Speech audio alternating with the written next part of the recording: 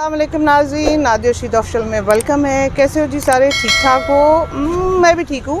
और आपका आज मैं एक मज़ेदार किस्म की पर्सनालिटी से आपको मिलवाने लगी हूँ, जो कि बोर्न तो पाकिस्तान के हैं, लेकिन उन्होंने यूके में जाकर ना कि अपना बल्कि हमारे मुल्क का एक लोहा मनवाया और बड़ा हम प्राउड फील करते हैं। अब मज़ीद हम इनसे पूछेंगे कि इन्होंने वहाँ पर क्या क्या ऐसे काम किए जिसकी वजह से हम, क्योंकि मैं तो जानती हूँ, लेकिन मैं चाहती हूँ कि हम उनकी ज़ुबानी सुने और आप लोगों तक पहुँचाऊँ कि माशाल्लाह उन्होंने इतनी मेहनत की, इतना कुछ करके एक पाकिस्तान का नाम बनाया और आज रॉयल जो है ना क्लब के वो जो है ना मेंबर हैं और बहुत कुछ वो करते हैं और आपको मिलकर अच्छा लगेगा। अब आप अपना काम कीजिएगा, चैनल को सब्सक्राइब कीजिएगा, लाइक कीजिएगा और बेल का बटन दबाइएगा और अपने कमेंट्स के ज़रिए हमें बताइएगा। तो मिलते हैं जी इरफान भट्ट साहब से। अस्सलाम वालेकुम जी। जी वालेकुम सलाम। सबसे पहले तो जी बहुत शुक्रिया कि आपने हमारे चैनल के लिए जो है ना इंटरव्यू देने के लिए टाइम निकाला और जैसा कि आप ऑफ द कैमरा बता रहे थे कि ये सेकंड यूट्यूब चैनल है जिस पर आप आए हैं, जी। तो हमारे लिए बड़ी एजाज़ की बात है। तो सर आप बताएंगे कि पैदा तो आप यहाँ हुए, तो ये हंगामा जो आपने यूके में डाला है वो किस किस चीज़ों का डाला है, ज़रा बताइएगा। जी फर्स्ट ऑफ ऑल मैं ये कहना चाहूँगा कि आपने जो जगह मुंतखब की है आज, जो चूज़ किया आपने प्लेस, ये मेरी फेवरेट प्लेस है। बाग जिन्ना जिसे लॉरेंस गार्डन्स, यहाँ पे मेरी इतनी यादें वाबस्ता हैं। ये पीछे हमारे एक तो क्रिकेट ग्राउंड है अभी भी है। तो मैं इस पे हमने बड़ा, इधर पहाड़ियाँ भी हैं, तो मेरे वो बचपन के दिन कह लें कि जब मैट्रिक के बाद छुट्टियाँ हुई तो हम सुबह अर्ली सुबह मॉर्निंग में आता था। तो आज भी मुझे वही फ़ज़ा जब टच हुई तो मैं आपको वो जज्बात, वो मेरे एहसास, एक अजीब सी कैफियत है। तो first of all thank you so much inviting me here. और जहाँ तक आपके सवाल का ताल्लुक है, अल्हम्दुलिल्लाह मैं समझता हूँ कि मैंने वहाँ पे जाकर इल्म भी हासिल किया। यहाँ भी my father was chartered accountant, यहाँ पे भी अल्लाह का फजल था। लेकिन जब मैं बाहर गया तो आपको मालूम है कि बिल्कुल स्क्रैच से, बॉटम लाइन से आपको बिल्ड करना पड़ती है। It was not easy. तो मैंने अपनी ज़बान को भी प्रमोट किया, अपनी इक़दार को भी, और इंटीग्रेट किया दूसरे माशरे में अपनी इक़दार में रहते हुए। तो ये बड़ा इम्पोर्टेंट पहलू होता है कि हम इंटीग्रेट करें दूसरों के साथ। अपना भी जो फाइन आर्ट्स हैं उसको भी मैंने रूशनास करवाया लोगों में, जिसकी बिना पर मैं समझता हूँ। और सबसे इम्पोर्टेंट बात, मैंने अपने एक स्टैंडर्ड मेंटेन रखा। तो इस वजह से मैं समझता हूँ मैं अच्छी, मुझे कंपनी मिली, अच्छे लोग मिले, तो वही रिस्पेक्ट करते हैं। तो ये आप हमें बताएं हमारे व्यूवर्स को कि आपने बहुत स्ट्रगल की जाके यूके यहाँ तक आने के लिए, या बस थोड़ा इजीली हो गया सब कुछ? मैं समझता हूँ एक तो स्ट्रगल तो इन ए सेंस, देखें अगर उन लोगों के लिए बहुत इजी होता है कि जिनका जो सिर्फ यहाँ पे जाते हैं एज ए लेबर क्लास, उन्होंने वो माहौल यहाँ नहीं देखा होता। मेरे लिए सिर्फ ये मुश्किल था क्योंकि अल्हम्दुलिल्लाह जैसे मैंने बताया कि अभी भी हमारा भाई घर है। अच्छा, तो वहाँ my father was BD member हुए, मेरे नाना जो एमएनए हुए, तो यानी कि ये एक स्टेटस मुझे ऑलरेडी मिल चुका था। और मैं खुद भी पॉलिटिक्स में रहा। मैंने तकरीबन 22 साल जो है वो पॉलिटिक्स की। तो मेरे लिए टफ इस सेंस हुआ कि जब आप वहाँ बड़े घर छोड़कर एक कमरे में जाके या फ्लैट में रहते हैं तो ये मेरे लिए टफ था। और वहाँ पे ना कोई आपके डैड को जानता है। यहाँ तो आपकी फैमिली से एक लेगेसी बनी होती है, एक रेपो बनी होती है कि आपको पता है जब इनकम टैक्स के हम केसेस डील करते हैं तो वो एक फैमिली की तरह होते हैं लोग, कि हमसे क्लाइंट जाया नहीं थे करते मेरे डैड से। तो वहाँ पे जाके आगाज़ करना और एक छोटी जॉब करना, फिर सुबह स्टडी करना, इट वाज वेरी हार्ड। जी बिल्कुल, मैं खैर खुद एग्री करती हूँ, बिकॉज वैसे भी क्योंकि आप भी वहीं यूके में रहती हैं। बिल्कुल जी, बड़ा हार्ड है वहाँ की लाइफ को इस तरह से मेंटेन करना और उसमें सरवाइव करना हम जैसों के लिए।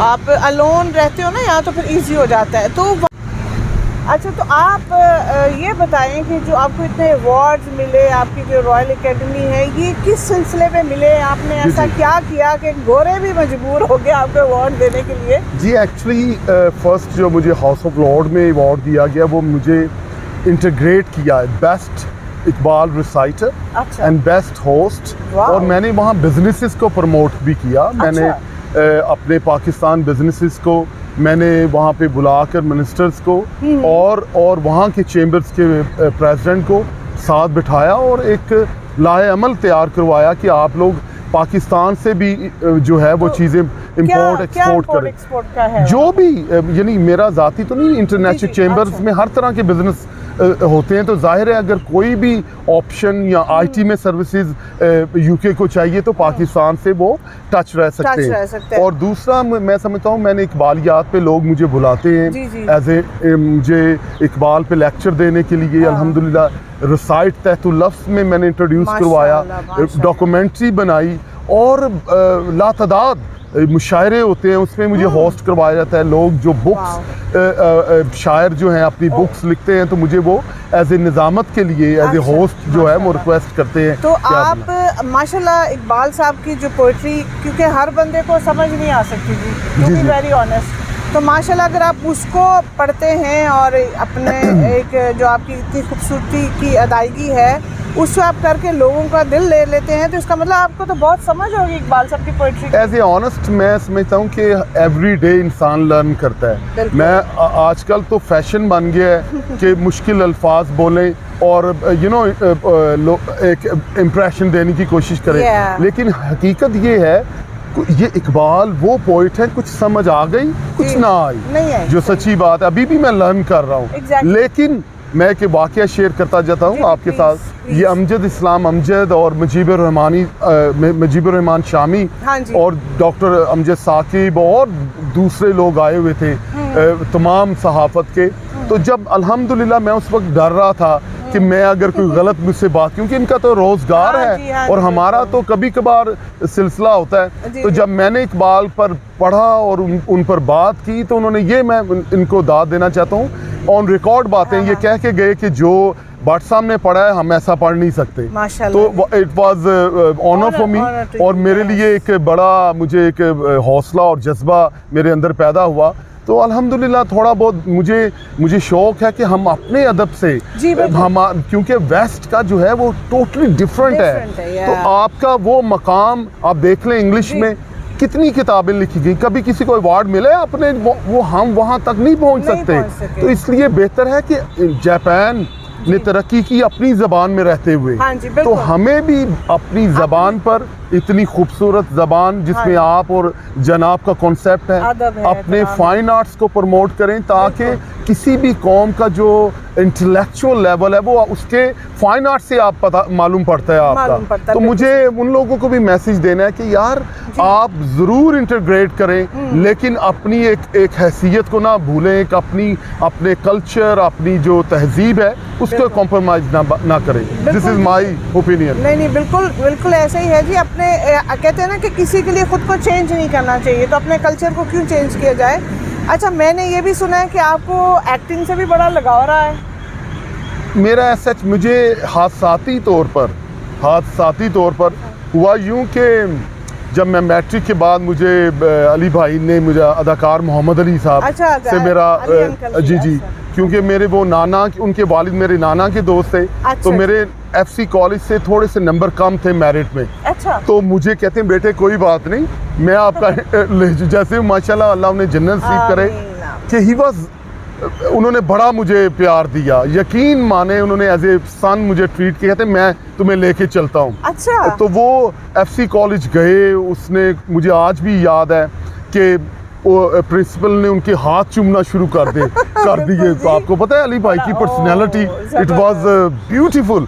तो लेकिन उन्होंने जाते जाते एक काम, मेरा ख्याल है वो जब वो गेट पे छोड़ने आया प्रिंसिपल, मुझे आज क्रिश्चियन थे वो प्रिंसिपल, मुझे नसीम जिक्रिया के बाद, तो उन्होंने अली भाई ने कहा, उस वक्त जमात इस्लामी का उधर होल्ड उन्होंने, गुंडे थे बिल्कुल मशहूर, तो उन्होंने प्रिंसिपल को कह दिया कि इरफान इनको भगा देंगे।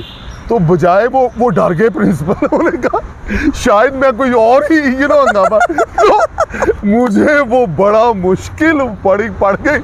तो बहरहाल कट द स्टोरी शॉर्ट, जो आपने एक्टिंग उस वजह से, एक तो मुझे एक्टिंग का कभी भी शौक नहीं था, फिर मैं एक दो दफ़ा टीवी आना जाना हुआ तो सलीम ताहिर उन्होंने मुझे देखा, उन्होंने कहा कि आप टीवी पे काम करेंगे। तो मेरा नुमान के साथ पहला, मुझे एज ए एक्स्ट्रा नहीं कहा गया, हमारे बाकायदा डायलॉग हुए कि मुझे हिल्टन होटल में, उस वक्त शायद हिल्टन नाम था उसका। तो मैंने जब डायलॉग डिलीवरी, ये मंजे हुए एक्टर थे, तो मैंने जब मुझे याद है कि अली भाई ने उस वक्त पीटीवी पर, मैं जब बाहर निकला तो वो कहें आप रात को ड्रामे में थे। अच्छा। तो उन्होंने जब मेरे डायलॉग डिलीवरी सुने तो उन्होंने कहा इरफान तुम्हारी आवाज़ में बड़ी खूबसूरती है, ये अल्फाज थे। तो इस वजह से मुझे फिर सच्ची कहानियों में ताहिर रिजवी थे नेक्स्ट प्रोड्यूसर, उन्होंने मुझे एज ए मोती का किरदार अदा किया। अच्छा, तो मैंने इसको कंटिन्यू अगर मैं करता, मैंने इसे, क्योंकि मैं पॉलिटिक्स में भी था तो मैं हर जगह, मुझे गलती ये हुई, मैंने एक लाइन में मुझे तशनगी, हाँ मैं कभी स्पोर्ट्स में, क्रिकेट में भी था। अच्छा। तो फिर डैड के साथ मैं जाया करता था इनकम टैक्स ऑफिस रिटर्न्स करने के लिए। तो I was very busy, hustle and बसल में मुझे चांस मिलते रहे। तो आप ये जो पॉलिटिक्स थी, कौन सी, मतलब आप जमात से ताल्लुक़ रखते रहे हैं, अभी भी है या छोड़ दिया या नहीं? अभी अब देखें, अब जो इतना शऊर है कि मैं किसी भी लीडर से इम्प्रेस नहीं होता, लेकिन इस वजह से होता हूँ कि वो सच्चाई का पैकर हो। अच्छा। जो मुल्क के लिए बेहतर हो, तो हम हक के साथ खड़े होंगे इंशाल्लाह। चाहे उन पर कोई बुरा वक्त है तो फिर भी मैं समझता हूँ तभी माशरे की जो वैल्यूज़ हैं, माशरा बनता है। अगर आप सिर्फ इक़्तिदार को या इसको इक़्तिदार को देखने के लिए, अगर आप सिर्फ जो है ये जैसे आपने बात की कुर्सी को या लालच के तहत करेंगे, तो हमें अपने प्रिंसिपल सेट करने चाहिए। तो अल्हम्दुलिल्लाह मैंने रूलिंग पार्टी में as a youth wing Lahore president रहा, जी, और फिर वाइस प्रेसिडेंट रहा, और यहाँ तक कि मैंने इमरान मेरे साथ जाया करते थे। अच्छा। और उनको जुलूस हमने तैयार किया करते थे। अच्छा। मेरी गाड़ी पे बैठ के जाया करते थे। ये ऑन रिकॉर्ड अर्ली जब था, जी महराज मोहम्मद खान आए जब। अच्छा। और उसके बाद भी हमने, यानी कि जो फाउंडर थे जिन्होंने इसको पीक दिया, ला 13 पे मैंने कुछ जब सुनामी, उन्होंने कहा जी 90 डेज में ये लाएंगे तब्दीली, तो उसके बाद हमने बनाई, इस जमात को बनाया। फिर मैं खामोश हो गया। अच्छा। और मैं समझता हूँ मैंने अदब के साथ अपना साथ को जोड़ा, और माशरे को बेहतर बनाने के लिए, कौम बनाने के लिए मैंने अपना जो ना काम ज़्यादा किया। तो आप ये बताएं कि थोड़ा सा अपने, कुछ थोड़े नोटी थे, बड़े सड़ियल थे, खुश मिजाज थे, कैसे थे, जॉली थे, क्या करते थे? नहीं, मैं आई वॉज स्पोर्ट्समैन। मुझे क्रिकेट का बड़ा शौक था, बॉक्सिंग का बड़ा शौक था। अच्छा। और मुझे थोड़ा सा, मैं यानी कि लाइक करता था अच्छी महफिल, खूबसूरत लोग, साफ़ सुथरे लोग, वेल ड्रेस्ड लोग। क्यों, मैंने पेरेंट्स से यही बात, तो मुझे अक्सर लोग मगरूर समझते थे। हालांकि ऐसी बात नहीं थी। ये यानी कि अगर कोई मैनर्स ना हो किसको, उसमें मुझे मज़ा नहीं था आता। तो ये बात नहीं, अल्लाह ताला ने बार बार कुरान में फरमाया है कि आप गरूर राई के बराबर भी हो तो वो बहुत बुरा है। तो लेकिन एक पसंद नापसंद की बात है। मतलब आपका ये था ना कि मेंटली अप्रोच अगर आपकी नहीं मिलती है, मेंटालिटी नहीं मिल रही, हाँ, तो मैं डिस्टेंस रखता था। लेकिन तो ऐसा ही अब जो मैंने एज के साथ आपको मालूम है कि इंसान लर्न करता है। मैं समझता हूँ कि हर इंसान में खूबसूरती होती है। बेशक। कोशिश करें मोहब्बत के साथ सफ़र तय करें, अदरवाइज अगर नहीं बनती तो अच्छे तरीके से आप जुदा हो। तो आप जो यूके में, आप बर्मिंघम में सेटल है ना जी, तो वहाँ की लाइफ और यहाँ की लाइफ में बहुत डिफरेंस नहीं है? वो अच्छी लगती है कि अब ये अच्छी लगती है? ऑनेस्टली बताइएगा। मुझे बी ऑनेस्ट, यहाँ की जो मैं मिस करता हूँ, यहाँ के फ्रूट, यहाँ की खुराक, यहाँ का फूड, और ये बड़े, हालांकि मीट वहाँ का अच्छा है जी, एग्जैक्टली, लेकिन सब्जियाँ, फल, स्टैंडर्ड के फल, ये जो टेस्ट है, आपको भी जैसे मालूम है कि वो ज़्यादा यहाँ ये मिस करता हूँ। हालांकि ये ग्लोबल वर्ल्ड जो है, ग्लोबल विलेज बन गया है। अब वही अनफॉर्चुनेटली बिलावल ने वही लॉज किए हैं, पास करवाए हैं, जो वहाँ पे यूके पे वहाँ लोग पे। डेमोन्स्ट्रेट कर रहे थे, मुस्लिम जी, स्पेशली। बिल्कुल, तो बिल्कुल ये मुझे ऐसे। बड़े अफसोस की बात है। तो यानी कि अब फैशन में हम लोग बड़ा पीछा करते हैं, हाँ। लेकिन जो ट्रैफिक का हाल देखें, अब हॉस्पिटल का हाल देखें, मुझे दुख होता है कि यार आप नकल करते हैं तो आप इसमें भी करें। इसमें भी करें। मैं भी ये कहती हूँ कि अगर कॉपी करनी तो उनकी जो मजीद अच्छी चीजें हैं उनको भी जैसे कॉपी करें। सोशल सिस्टम है, जी। बेनिफिट सिस्टम है, यार Benefits है। आप लोग अब मेरे मुलाजिम जो हैं, मैंने उसने कहा कि सर साहब मैं घर में फ़ोन कर लूँ, तो अब फ़ोन क्या करता जी। है, बेटे मामा को बुलाओ। मेरा मुलाजिम कह रहा है अपनी, यानी कि वो इंग्लिश बोलने में हाँ। इतने फ़ख्र महसूस कर रहे जी, हैं, बिल्कुल। लेकिन उनका जो रहन सहन है वो गंदगी से भरा हुआ। उस पे आप रसूलुल्लाह सल्लल्लाहु अलैहि वसल्लम ने फरमाया कि सफाई निस्फ ईमान है। बेशक जी, तो ऐसे ये पता नहीं क्या है, एक तजाद सा, एक हजूम सा बन गया हमारी बिल्कुल कौम। ऐसे ही है। मैंने जो फील किया है, नहीं जी, बिल्कुल ऐसे ही होना चाहिए कि हमें अपनी कंट्री को देखिए, ये हम सबका फ़र्ज़ है कि हम अपने मुल्क का सफाई हो या किसी भी तरीके से ख्याल करें। अब जैसे हमारा मेडिकल देखें, यहाँ पर कुछ भी नहीं ऐसा है, बच्चे स्कूल नहीं जाते हैं। और स्पेशली जो मुझे खुद बहुत दुख होता है कि जब यहाँ पे जो ओल्ड पीपल्स हैं उनका कोई यहाँ पर कोई फ्यूचर नहीं है, कोई उनको फैसिलिटी नहीं है। अब यूके में बहुत मार्जिन है इन चीज़ों का जी। इसके अलावा जी। आप ये देखें, ये मुल्क में लॉ एंड ऑर्डर, जजेस like a joke, yes, judiciary, supreme court like a, मैं समझता हूँ इस कॉमेडियन, बिल्कुल ऐसे ही है। जहाँ लॉ कानून के बगैर अब लाहौर को तबाह करने में इन्होंने कोई कसर नहीं छोड़े। वो इस तरह के, एक तो ट्रैफिक का कोई निज़ाम नहीं, दूसरा ये बेहंगम बिल्डिंग्स, जिसका जी चाहता है पैसे दें और कमर्शियल और दुकानें को, शॉप्स, प्लाजे, और without any demand and supply पे ही आप बिजनेस करते हैं ना। डिमांड है नहीं और सप्लाई आप किए, प्लाजों पे प्लाजे खड़े किए जा रहे हैं। तो ये तो मैं समझता हूँ गवर्नमेंट की कहीं रेटी नहीं है। और खुदारा ये बाहर जाते हैं, महंगे सूट पहनते हैं, खुदारा उनकी ये भी नकल करें कि वो वहाँ पे विदाउट एनी परमिशन आप कोई बिल्डिंग खड़ी नहीं कर सकते। नहीं जी, तो नहीं, ये वहाँ आई डोंट नो, बैड फहाशी में हम सबसे आगे हो गए। और जो बुरी उनकी सिफात हैं जी हाँ, वो उनमें उनको कॉपी कर रहे हैं, जो अच्छी हैं उनको कॉपी नहीं कर रहे। एग्जैक्टली।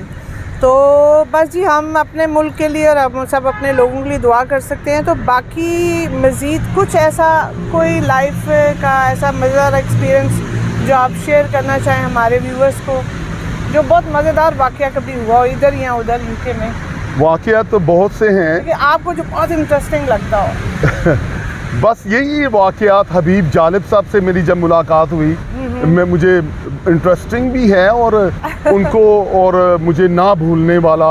अच्छा। मैं वहाँ से मुझे और अदब का, मेरे नाना के साथ उन्होंने जेल काटी थी, तो वो शेख ज़ैद में हॉस्पिटल में थे, तो वो उनकी मिसेस भी, बच्चे भी सारे। तो हबीब जालिब साहब, बड़े बुरी किडनी की उनकी प्रॉब्लम्स थी।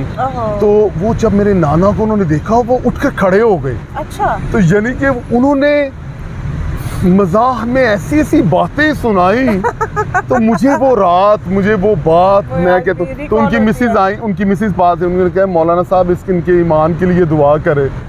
तो वो मुझे वो रात नहीं भूलती और वाक़या नहीं भूलता कि वो बीमार थे, लेकिन जब उन्होंने मेरे नाना को देखा, और दूसरी बड़े गरीब, यानी कि वो इतने अमीर नहीं थे, मेरे नाना ने कुछ पैसे उनके पिलो के नीचे रखे।